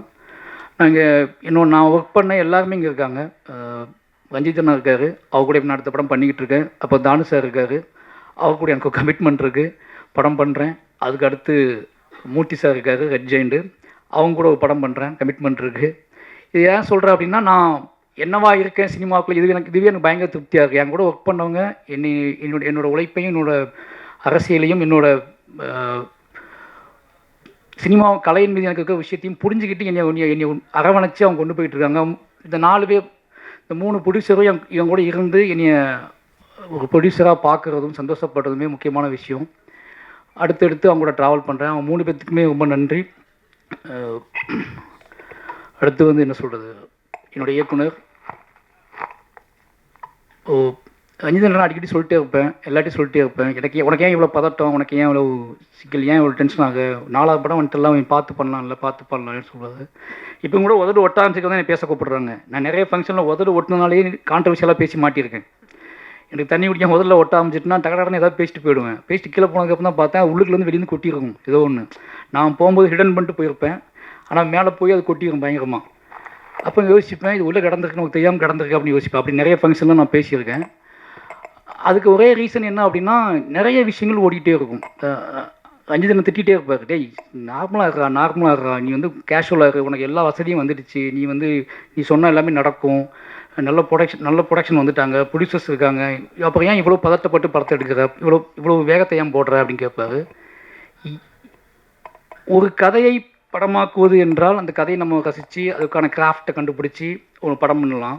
பட் என்னை நானே இயக்குவது அப்படின்றது, என்னோடய வாழ்க்கையை நான் இயக்குவது அப்படிங்கிறனால வந்து எனக்கு இந்த பதட்டம் போக மாட்டேங்குது.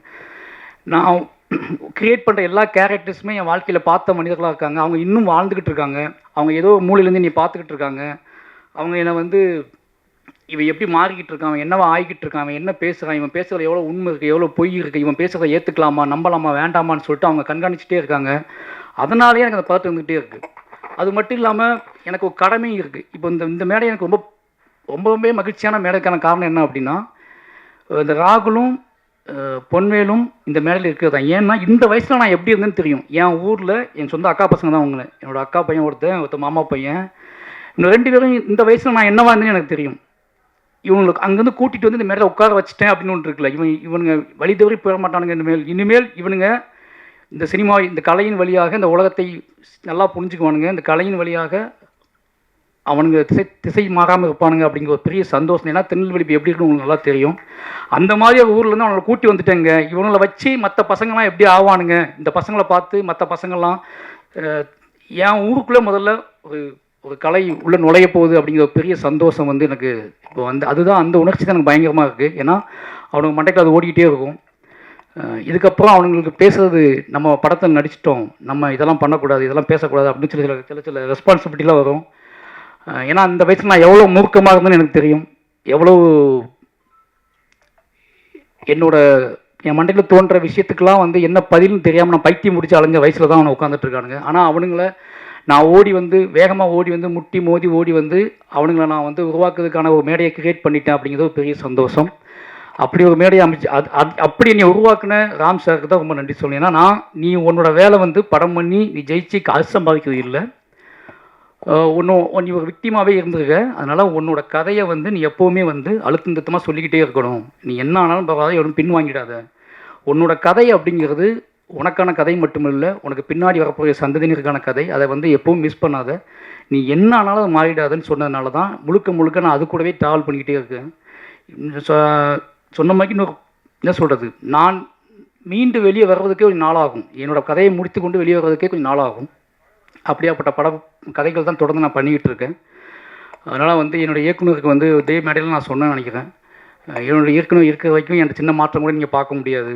அப்படிங்கிற காரணம் என்ன அப்படின்னா, என்னையை கண்காணிச்சிட்டு இருக்கிற முக்கியமான கண்களில் வந்து அவரோட கண்கள் முக்கியமான கண்கள். ஏதாவது அவர்கிட்ட ஃபோன் வந்துச்சுன்னா நான் முதல்ல யோசிக்கிறது நான் இன்றைக்கி என்ன தப்பு பண்ணுன்னு தான் யோசிப்பேன். சுற்றி பார்ப்பேன், நம்ம ஏதாவது ஸ்டேட்டஸ் போட்டிருக்கோமா, இல்லை ஏதாவது அதிகம் பசிந்தனாமா ஏதாவது பண்ணியிருக்கோமா, இல்லை ஏதாவது ஃபோன் பண்ணியிருக்கோமா, யார்கிட்டயாவது பேசியிருக்கோமா, ஏதாவது பேட்டி கீட்டி கொடுத்துட்டோமா அப்படின்னு தான் பார்ப்பேன். ஏன்னா எப்படி வீட்டில் இருக்கவங்க எப்படி அப்பா அம்மா நம்ம மேலே பயம் வச்சுருப்பாங்களே, எங்கள் அப்பா அம்மாவுக்கு நான் வந்து எனக்கு ஒரு விஷயம் நடந்ததுக்கப்புறம் தான் அவங்களுக்கு தெரியும். எனக்கு நடப்பதற்கு முன்பாகவே எனக்கு தெரிஞ்சது வந்து எங்கள் டைரக்டருக்கு மட்டும்தான். நான் மிட் நைட் கூட எனக்கு ஃபோன் பண்ணிட்டே என்னடா பண்ண ஒருத்தர் எழுதியிருக்கான இப்படி உன்னை பற்றி அப்படிம்பாரு. எனக்கு அது பயங்கர ஷாக் ஆகும். இவன் எப்படி 12 மணிக்கு போய் பார்த்தாரு அப்படின்னு சொல்லி அவனை தேடி பிடிச்சது எனக்கு 2 நாள் ஆகும். ஆனால் இவருக்கு மட்டும் எப்படியாவது பார்த்துருப்பார். என்னன்னா பதட்டப்பட்டுகிட்டே இருப்பார். நீ கரெக்டாக இருக்கடா, நீ வந்து ஏன் இவ்வளோ பதட்டப்படுற, நீ ரொம்ப நீ வந்து ஆர்ட் ஃபார்முக்குள்ளே இருக்க, அதனால் ஆர்ட் ஃபார்மை மையப்படுத்தியே நீ ட்ராவல் ஆகு அப்படின்னு சொல்லிட்டே இருப்பார். அவர் இருக்கிறதுனால தைரியத்தில் தான் நான் வந்து ட்ராவல் ஆகிக்கிட்டே இருக்கேன். அப்புறம் ரஞ்சித்னு சொல்லி ஆகணும். ஏன்னா முழுக்க முழுக்க அவர் எவ்வளோ வேகமாக இருந்தாலும் தன்னோட இருக்கிற மனிதர்களை பத்திரமா பார்த்துக்கல அவருக்கு நிகரான யாருமே இல்லைன்னு நினைப்பேன். ஏன்னா அவர் ஓடிக்கிட்டு இருப்பார், அவர் முட்டுவார், மோதுவார், எல்லாம் பண்ணுவார், கலகங்களை உருவாக்குவார். ஆனால் பக்கத்தில் இருக்கிறவன் ரொம்ப பாதுகாப்பாக இருக்கணும் அப்படின்னு நம்பக்கூடிய அந்த மனம் இருக்குல்ல, அதுதான் வந்து எனக்கு இப்போ விபலம் என்னன்னா சரி பாதுகாப்பாக அப்படின்னு சொல்லக்கூடிய விஷயம் இருக்குல்ல, ரெண்டு பேர்த்துக்குமே எவ்வளோ நன்றி சொல்லலாம்னு பார்த்தாது. அப்புறம் வந்து ரெட் ஜெயின் சொல்லணும். வாழை முடித்து ஃபஸ்ட்டு பார்த்து அவங்க உதய் சார் வந்து முன்னாடியே பார்த்துட்டாரு. அதுக்கு ரீசன் என்ன அப்படின்னா மாமன் பண்ணிட்டு இருக்கும்போதே பார்த்துட்டேன். மாமன் ரிலீஸ் ஆகும் முன்னாடி உதய் சார் அந்த படம் பார்த்துட்டாரு. சார் நீங்கள் என்ன யோசிக்காதீங்க, தேட்டருக்கு கொண்டு வாங்க, நான் பார்த்துக்கிறேன் அப்படின்னு சொல்லி. அதுக்கப்புறம் மூர்த்தி சார் பயங்கர சப்போர்ட் எனக்கு. என்னென்னா சார் டைம் நான் மட்டும்தான் ஈஸியாக பேசிட்டு நினைக்கிறேன் உங்கள்கிட்ட, அப்படி தானே? நான் மட்டும் தான் அதாவது எல்லாம் சொல்லுவாங்க படம் பண்ணி சண்டை போடாமல் சிரிச்சு பேசிட்டு வேலை நீ தான் மூர்த்தி சார்கிட்ட அப்படின்னு சொல்லுவாங்க. ஏன்னா அவர் ரொம்ப மரியாதையை நீ பார்த்துக்கிட்டாரு. மாமன்னனாக இருக்கட்டும், மாமனோட வெற்றியாக இருக்கட்டும். இப்போ வாழை படம் பார்த்துட்டாரு. வாழையெல்லாம் மூர்த்தி சாருக்கு பிடிக்குமா அப்படின்னு ஒரு டவுட் இருந்துச்சு. ஆனால் படம் முடிஞ்சவொடனே எனக்கு சொன்ன வார்த்தை வந்து சார் எனக்கு ரொம்ப பிடிச்சிருக்கு சார், நீ பயப்படாதீங்க, இதை தேட்டருக்கு ரிலீஸ் பண்ணலாம் அப்படின்னு சொல்லி தான் ஸ்டார்ட் பண்ணார். அதனால் ரெட் ஜெயினுக்கு ரொம்ப நன்றி. அடுத்து வந்து மாஸ்டர் திலீப் மாஸ்டர் சொல்லணும். ஏன்னா இந்த படத்தை எப்படி எந்த மாதிரி கொண்டு வரது, யார் சப்போர்ட் இருக்குது அப்படின்னு சொல்லிட்டு நான் வந்து கொஞ்சம் ரஞ்சித் டிஸ்டர்ப் பண்ணக்கூடாது, நமக்கு தெரிஞ்ச ஆட்களை யாரும் டிஸ்டர்ப் பண்ணக்கூடாது, நம்மளை ரொம்ப நம்பி நம்மளுடைய எமோஷனலாக ஆட்களை யாரும் டிஸ்டர்ப் பண்ணக்கூடாது, நம்ம வந்து ஒன்று நம்மளே பண்ணிவிடுவோம் இல்லை ரெட்ஜெண்டை பண்ண சொல்லுவோம், இப்படி தான் பிளான் பண்ணிகிட்டு இருந்தேன். ஒரு நாள் பைசன் ஷூட்டிங் வந்தார், வாழை காட்டுங்க எனக்கு அப்படின்னாரு. நான் ஷூட் பண்ணிட்டு இருந்தேன். அப்போ கேப்பில் வாழை பார்த்துருங்கன்னு சொன்னேன். வாழை பார்த்துட்டு வந்தார். வந்துட்டு தலைவா ரொம்ப எமோஷ்னல் ஆகி அன்றைக்கி ஃபுல்லாக ஷூட் பண்ண மாட்டேன்ட்டார், நீங்களே பண்ணிக்கோங்க, நான் கொஞ்சம் ஃப்ரீயாக விடுங்க அப்படின்னு சொல்லிட்டாரு. ஒரு 2 hours பட்டில் ஸ்பாட்டுக்கே வரல, உட்காந்துட்டே இருந்தார். அதுக்கப்புறம் வந்தார். வந்துட்டு தெளிவாக நம்ம தேட்டருக்கு பண்ணுறோம், நான் இந்த படத்தில் இருக்கணும் இல்லை, அதான் நீங்கள் இருக்கீங்களே மாஸ்டராக இருக்கீங்களா அப்படின்னு. இல்லை நான் வந்து இந்த படத்தோட எல்லா விஷயத்தையும் நான் கூட இருக்கணும், என் பேர் இந்த படத்தில் இருக்கணும் அப்படின்னு ரொம்ப ஆசைப்பட்றேன். நான் சினிமாவுக்கு வந்து ரொம்ப ஆசைப்பட்ட விஷயம் தான் அப்படின்னு சொன்னார். எனக்கு ரொம்ப சந்தோஷமாக இருந்துச்சு. ஏன்னா அவர் சொல்லும் போது கண்ணு கலங்கிருந்துச்சு. ஒரு மாஸ்டர் கண்ணு கலங்காமல் நமக்கு பயங்கரமாக பிரமிப்பாக இருக்கும்ல.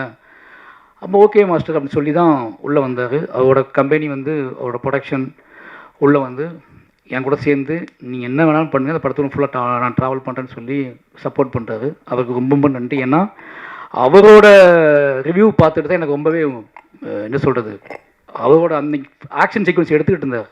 அவரோட ரிவ்யூ கேட்டதுக்கப்புறம் தான் அவர் இது உள்ளுக்குள்ளே கஷ்டப்பட்டு என்ன சொல்கிறது உடச்சிக்கிட்டு உள்ளே வந்ததுக்கப்புறம் தான் எனக்கு பெரிய நம்பிக்கையே வந்துச்சு வாழையை பற்றி.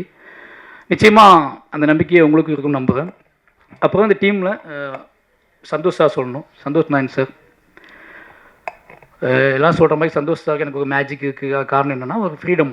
2 பேருமே வந்து பேசும்போது நான் வந்து ஒரு சாங் கேட்கும்போதும் சரி, என்னோடய டெப்த்தாக நான் எவ்வளோ நேரம் கேட்க முடியுமோ கேட்டு வாங்கி அவர்கிட்ட பேசி சிரித்து விளையாண்டு ஒன்று ரெடி பண்ணுவோம். நான் படம் முடிச்சுட்டு வந்து அங்கே பாதி பாட்டு வாங்குவேன். படம் ஸ்டார்ட் பண்ணும்போது பாட்டே வாங்க மாட்டேன். ஏன்னா என்னோடய விஷுவலை பார்க்கணும், என்னோடய வேர்ல்டை புரிஞ்சுக்கணும், என்னோடய கதாபாத்திரங்களோட கண்களை வந்து மியூசிக் டேரக்டர்ஸ் பார்க்கணும்னு நினைப்பேன். ஏன்னா பழைய மெம்மாலேருந்து நான் எல்லா பாட்டையுமே படம் முடிச்சுட்டு தான் வாங்கியிருக்கேன். ரகுமான் சார்ட்டையும் அப்படி தான் நான் வாங்கினேன். அதுக்கு ஒரே ரீசன் என்னென்னா எனக்கு வந்து ஒரு கட்டத்துக்கு மேலே அது வந்து அவங்களுக்கு ரொம்ப அவேவாயிடுவாங்கன்னு பயமாக இருக்கும் கதை சொல்லும் போதே. இதான் கதை லைன் சொல்லிட்டு அப்போ படத்தை கொண்டு போய் காட்டுவேன். அப்படி படம் காட்டி தான் வந்து எல்லா பாட்டும் மியூசிக் வாங்கணும். வாழையும் அப்படி தான் பார்த்தாரு. வாழை பார்த்த அவரும் அதே அந்த நாள் ஞாபகத்தில் இருக்குது எனக்கு. வாழை வந்து பார்த்தாரு. பார்த்துட்டு அவர் நம்ம வேற மாதிரி பண்ணுவோம் இதை அப்படின்னு சொல்லி ஸ்டார்ட் பண்ணது தான் அந்த படத்தில் பாடல்கள். நிச்சயமாக அந்த எனக்கு வந்து ரொம்ப பிடிச்ச எனக்கே நான் அதிகமாக கேட்டுட்டு இருக்க பாட்டு வந்து இந்த படத்தோட பாட்டு தான். இப்போ அதிகமாக என்னை டிஸ்டர்ப் பண்ணுற பாட்டு வந்து இதில் பாதவத்தின் ஒரு ஒப்பாரி பாடல் இருக்குது. அந்த பாடல் எப்படி உருவாச்சுன்னு எனக்கு தெரில. டக்குன்னு 2 பேர் பேசிக்கிட்டு இருந்தோம், அது டக்குன்னு வந்துடுச்சு, எழுதிட்டோம். ஆனால் அந்த பாட்டு நெஞ்சை போட்டு அறுத்து எனக்கு இப்போ அதிகமாக நான் எப்போல்லாம் எமோஷனல் ஆகணும் அப்போல்லாம் அந்த பாடல் கேட்டுகிட்டே இருப்பேன். எனக்கு பிடிச்ச மாதிரி ஒரு 4-5 சாங்கையுமே போட்டு கொடுத்துருக்காரு. அதுக்கு போல் பேக்ரவுண்ட் மியூசிக் கல்கி பண்ணிகிட்டு இருக்கும்போது வாழைக்கு பண்ணிகிட்ருக்காரு. அப்படியே நான் பயந்துக்கிட்டே இருந்தேன், கல்கி பண்ணிகிட்ருக்காரு இப்படி கரெக்டாக செங்க் ஆகுமா அப்படின்னு சொல்லி. ஆனால் பக்காவாக எல்லாத்துக்கும் பிடிச்ச மாதிரி பண்ணி கொடுத்துருக்காரு. எனக்கு ரொம்ப பிடிச்சிருந்துச்சி பேக்ரவுண்ட் மியூசிக் இந்த படத்தில். ரொம்ப நன்றி சார், எனக்கே ஸ்பெஷலாக பண்ணுறீங்க அப்படின்னு தான் சொல்கிறாங்க, அதுக்கும் ரொம்ப நன்றி. அப்புறம் என்னோடய டீம் கேமராமேன் இன்றைக்கி வர முடியல, அவர் வந்து மதுரையில் ஒரு ஷூட்டில் இருக்கார், எடிட்டரும் வர முடியல. அப்புறம் வந்து குமார்னா ஆர்ட் டைரக்டர். எல்லாருமே எனக்கு வந்து இது என் படம் என்னோடய விஷயம் அப்படின்னு புரிஞ்சுக்கிட்டதுனால ரொம்ப எமோஷ்னலாகவே எல்லாமே வேலை பார்த்தோம். என்னோடய ஆர்டிஸ்ட்டு நிகிலா உமல், அப்புறம் திவ்யா துரைசாமி, அப்புறம் கலையரசன், இவங்க எல்லாமே என்ன பண்ணாங்கன்னா ஒரு கட்டத்தில் வந்து விடமாட்டார், இதுதான் இந்த படத்தை எடுத்ததுக்கான காரணத்தை புரிஞ்சுக்கிட்டாங்க. இந்த பட கதை என்ன மாதிரியான கதை, இது யாரோட கதைன்னு தெரிஞ்சுக்கிட்டு எல்லா டைமும் என்னோடய முகத்தை பார்த்துட்டே இருப்பாங்க. இவன் வேறு ஏதோ யோசிக்கிறான், இது வந்து சினிமாவாக நடக்காது, நம்ம அதை சமாளிக்க முடியாது அப்படின்னு தெரிஞ்சுக்கிட்டு எனக்காக நான் சொன்னது எல்லாமே செஞ்சாங்க. எல்லாமே ரொம்ப கஷ்டப்பட்டு நடித்தாங்க. இதில் வந்து நிக்கிலாவுக்காவது கொஞ்சம் ஈஸியான கேரக்டர் தான், ஆனால் ரொம்ப நல்லா பண்ணியிருக்காங்க. பட் ஆனால் கலை, திவ்யா இவங்க எல்லாத்துக்குமே வந்து ஹார்ட் ஒர்க், மேன்லியாக அவங்க வந்து ரொம்ப கஷ்டப்படணும். எல்லாமே நான் பட்ட கஷ்டம் எல்லாம் அவங்க படணும் அப்படின்னு சொல்லிட்டேன். அவ்வளோதான். நான் பட்ட என்னெல்லாம் கஷ்டப்பட்டணும் சின்ன வயசில், அதெல்லாம் நீங்கள் படணும்னு சொல்லிட்டேன். அதனால் அவங்க ரொம்ப கஷ்டப்பட்டாங்க.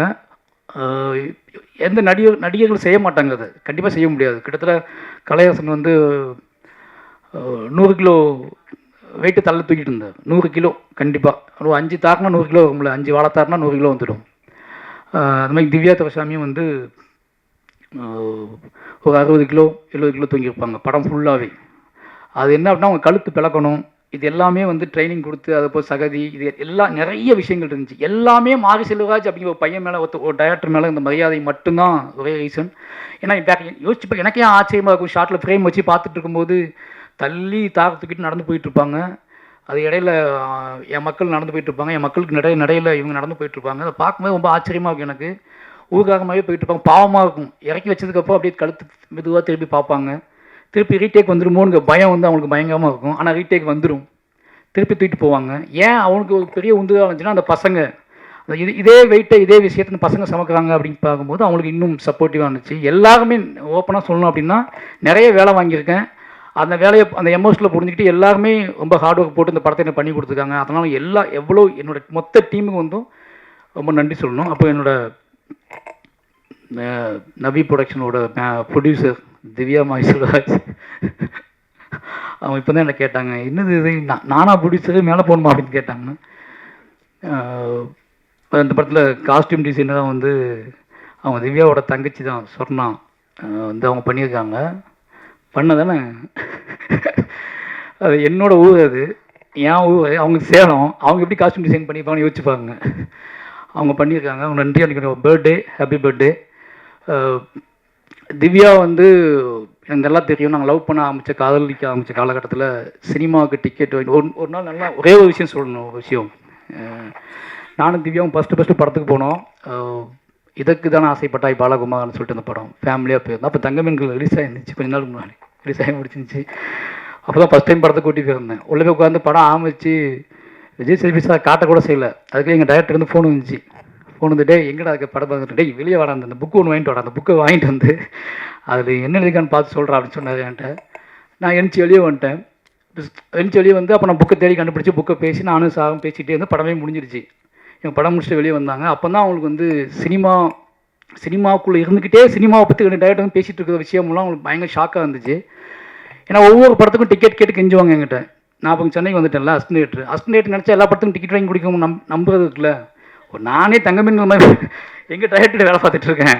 அவங்க கேட்குறது எந்த டிக்கெட் கேட்பாங்க. அந்த அதுக்கெல்லாம் நான் எங்கே போய் பார்ப்பேன். ஆனால் கஷ்டப்பட்டு எப்படியா யார்ட்டையாவது சொல்லி டிக்கெட் வாங்கி கொடுப்பேன். அவங்க கூட்டத்துக்குள்ளே நெளிஞ்சு போய் பார்த்து வருவாங்க. சினிமா பிரியர்களாக இருந்தாங்க ரொம்ப. எனக்கு அதுதான் கல்யாணம் பண்ணதுக்கு ஒரே ரீசன், அவங்க அம்மா, அவங்க வீடு, 3 பேருக்குமே கலையை நேசிக்கக்கூடிய ஆட்களாக இருந்தாங்க. கலையை நம்புனாங்க. கலையின் வழி யார் உரையாடினாலும் ஒரு ஆர்ட் ஃபார்ம் வழி பேசக்கூடிய மனிதர்களை ரொம்ப ரொம்ப நம்புனாங்க. என்கிட்ட அது ரொம்ப தாராளமாக இருந்துச்சு. அதனால ரொம்ப தாராளமாக நம்பிட்டாங்க. இன்றைக்கி எனக்கு ரொம்ப சந்தோஷம். சொன்ன மாதிரி எனக்கு வந்து ரொம்ப எமோஷனலான ஒரே ரீசன் என்னென்னா, நம்ம ஏதோ செஞ்சுருக்கோம், ஒரு நாடக காதலின் வழி நம்ம ஏதோ ஒன்று செஞ்சுருக்கோம் அப்படின்னு ஒன்று தோணுச்சு எனக்கு. நாடக காதல்னா உங்களுக்கு புரிஞ்சுருக்கும், சாதி புத்தகம் தான் நாடக காதல். அப்போ நாடக காதலின் வழி நம்ம ஒன்று பண்ணியிருக்கோம் அப்படிங்கிறது வந்து பயங்கரமான சந்தோஷமாக இருந்துச்சு. அந்த வகையில் வந்து இன்றைக்கி என் வாழ்க்கையில் முக்கியமான நாள். என்னுடைய காதலி, என்னுடைய திவ்யாவை வச்சு இந்த படம் அவள் மேடையில் வச்சு அவரோட பேர் போட்டு இந்த படம் வருது அப்படிங்கிறது என்னோட கதை. திவ்யா வந்து அவள் பேர் போட்டு மாரி செல்வராஜோட மாரி செல்வராஜோட வாழ்வில் நடந்த ஆகப்பெரும் துயரத்தை அவள் தயாரித்து வெளியிடுறா அப்படிங்கிறது வந்து எனக்கு என் வாழ்க்கையில் வந்து இப்படி நடக்கும் நான் நினச்சி பார்த்ததே கிடையாது. இது வந்து ரொம்ப பிரமிப்பான விஷயம். நான் இன்னைக்கு யோசிச்சுக்கிட்டே இருக்கிறது தான், இது நம்ம போடலாமா, தூக்கிடலாமா, இது பேரை மாற்றிடலாமான்னு யோசிச்சுட்டு இருந்தேன். ஏன்னா அதுக்கு ரீசன் ஒரே ரீசன் தான், இது என் வாழ்க்கையில் மீள முடியாத துயரம் வாழை. நான் இன்றைக்கி வரைக்கும் மீள முடியாத துயரம் தான் வாழை. இதை வந்து நம்ம திவ்யா மனைவி பேர் போட்டு பண்ணுறமேனு யோசிச்சுட்டே இருந்தேன் ரொம்ப நாளாக யோசிச்சுட்டே இருந்தேன். அப்போ இதுதான் கரெக்டாக இருக்கும், என் பிள்ளைங்களுக்கும் என்னை புரிந்து கொள்பவர்களும் இது ரொம்ப முக்கியமான விஷயமா இருக்கும்னு நம்பி தான் இது செஞ்சோம். அதனால் இது ரொம்ப ரொம்ப ஸ்பெஷல் படமாக எனக்கு மாறிடுச்சு. கடைசியாக சொல்லணும்னா ஒன்று தான், எல்லாருக்கும் நன்றி. கடைசியாக சொல்லணும் அப்படின்னா ஒன்று தான், மாரி செல்வராஜை மீது நிறைய இன்னும் கர்ணன், பரியரும் பெருமாள், மாமன்னன் வந்ததுக்கப்புறம் கூட நிறைய சந்தேகங்கள், நிறைய குழப்பங்கள் நிறைய பேத்துக்கு இருக்கும். இது ஏன் இவ்வளோ வேகம், ஏன் இவ்வளோ எமோஷ்னல், ஏன் இவ்வளோ பேசுகிறது, என்னடா நீங்கள் மைக் அடிச்சு என்னென்னா பேசுவீங்களா, ஒரு படம் எடுத்தால் நீங்கள் பெரிய ஆட்களா, இப்படி நிறைய நிறைய நிறைய விஷயங்கள் இருக்கும். இதை மட்டும் தான் எடுப்பீங்களா, இதை மட்டும் தான் கேட்பீங்களா அப்படின்னு நிறைய கேள்வி வந்துகிட்டே இருக்கும். வாழை அதை பார்க்கும்போது, வாழை படம் பார்த்து முடித்ததுக்கப்புறம் என்னை நீங்கள் புரிந்து கொள்வதற்காக மட்டுமே எடுக்கப்பட்ட படம் தான் வாழை. மாரி செல்வராஜன் படைப்புகளையும் இல்லை மாரி செல்வராஜோட கேள்விகளையும் இல்லை மாரி செல்வராஜோட எமோஷனலையும் குறைந்தபட்சம் புரிந்து கொள்வதற்கான ஒரு ஸ்பேஸ், என்னை நம்புகிறவர்கள் இன்னும் ஸ்ட்ராங்காக நம்புறதுக்கும், என்னை சந்தேகிப்பவர்கள் குறைந்தபட்சம் என் பக்கம் பார்வையை திருப்பதற்குமான ஒரு உரையாடலை தான் இந்த வாழைங்கிற படம். வாழையின் மூலமாக நான் ரொம்ப நம்புகிறது, நான் யார் அப்படிங்கிறத நான் சொல்கிறேன், அப்படிங்கிற சொல்கிறேன் அப்படிங்கிறத ஒரு பெரிய நம்பிக்கை இருக்குது. வாழை நிச்சயமாக உங்களுக்கு ரொம்ப பிடிக்கும். முதல் பாடல் ரிலீஸ் ஆகுது, அடுத்தடுத்த பாடல் ரிலீஸ் ஆகும். இந்த படம் ஆகஸ்ட் 23 சொல்லலாங்க சார், ஆகஸ்ட் 23 தேட்டர் ரிலீஸ் ஆகுது. நிச்சயமாக நீங்கள் எங்கிட்டேருந்து எதிர்பார்த்துட்டீங்க, உங்களுக்கு தெரியும் என்ன மாதிரி மாரி செல்வராஜ்லேருந்து என்ன மாதிரி படம் எதிர்பார்த்துட்டீங்கன்னு தெரியும். நான் நிறைய பக்கம் ட்ராவல் பண்ணும்போது மக்கள் கேட்க வச்சு எனக்கு தெரியும். அந்த எதிர்பார்ப்பை பூர்த்தி செய்யக்கூடிய ஒரு படமாக வாழை இருக்கும். இவ்வளோ நேரம் எங்களோட என்ன சொல்கிறது, நிச்சயமாக இது ஒரு எமோஷனலான விஷயமாக தான் இருக்கும், இது ஒரு முக்கியமான விஷயமாக தான் இருக்கும்னு நம்பி எல்லாருமே இவ்வளோ நேரம் காத்திருந்து இந்த விஷயத்தை பண்ணி கொடுத்ததுக்கு ரொம்ப நன்றி. யாராவது மிஸ் பண்ணியிருந்தா, யாராவது மறந்துருந்தா, அப்போ அருண் ப்ரொடியூசர் ஆகிட்டார். யோசிச்சு பார்த்தா 2 பேருமே ஸ்கிரிப்டை தூக்கிட்டு அலைஞ்சிருக்கோம். பையன் ஸ்கிரிப்டை தூக்கிட்டு ஒரு 50-60 கம்பெனி அலைஞ்சிருப்போம். ஒரு 10-15 ஹீரோட்ட கதை சொல்லியிருப்பேன். அப்போல்லாம் கூட இன்றைக்கி அவர் மாவீரன் ஒரு படம் எடுத்து ப்ரொடியூசர் ஆகிட்டார். இப்போ அடுத்து ஒரு படம் நேற்று முந்தான் ஸ்டார்ட் பண்ணியிருக்காரு. இதெல்லாம் யோசிச்சு பார்க்கும்போது ரொம்ப சந்தோஷமாக இருக்குது. 2 பேரும் இன்றைக்கி அவர் ப்ரொடியூசராக இருக்கா, நான் டைரக்டராக இருக்கேன் அப்படிங்கிற சந்தோஷமாக இருக்குது. இப்படி நிறைய நல்ல விஷயங்கள் எப்படி நடக்குது அப்படின்னா, தீவிர நம்பிக்கையிலையும் உழைப்பிலையும், அதிகமான உழைப்பிலையும், கனவை நோக்கிய பயணத்திலும் நடக்குது. அதை நாங்கள்லாம் ஒரு பெரிய உன்னுதாரணமாக இருக்கோம் அப்படிங்கிற சந்தோஷம் இருக்குது. எல்லாருக்குமே நன்றி. யாரையாவது விட்டுருந்தால் மன்னிச்சுக்கோங்க. நிச்சயமாக வாழை உங்கள் எதிர்பார்ப்பை பூர்த்தி செய்கிற படமாக இருக்கும். ஆகஸ்ட் 23க்காக நான் வெயிட் பண்ணுறேன். ரொம்ப நன்றி. Thank you so much, sir. It's time for group picture.